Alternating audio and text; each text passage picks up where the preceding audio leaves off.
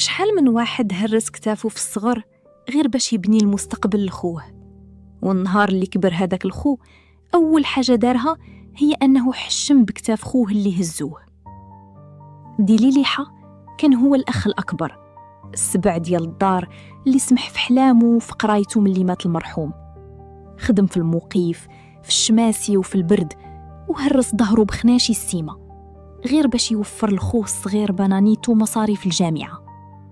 كان كياكل الخبز وآتاي غير باش خوه يلبس نقي وراسو يكون مرفوع وسط صحابه.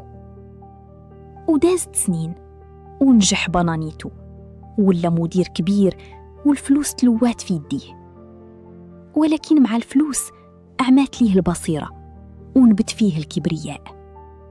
نهار عرسو الأسطوري جاب ليه خوه ديليليحة رزقه البسيط وجاي يبارك ليه بجلابته الدراويش.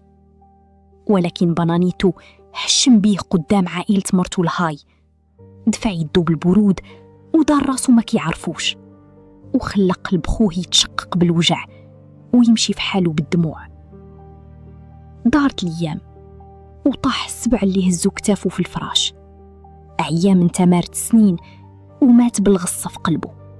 النهار اللي رجع فيه بنانيتو لعقله لقى صندوق مخبي فيه خوه كاع الوراق ديال الفلوس اللي كان كيصيفط ليه وهو كيتقاتل في الشمس.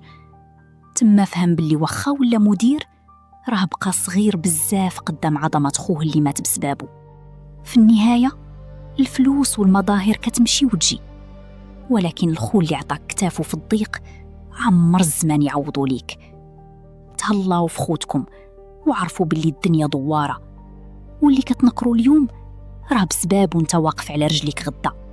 انتي ولا انت إلا عجبك المحتوى ديالنا راك عارف شنو دير بلا ما نوصيوك. شكرا حيت بقيتي لآخر الفيديو.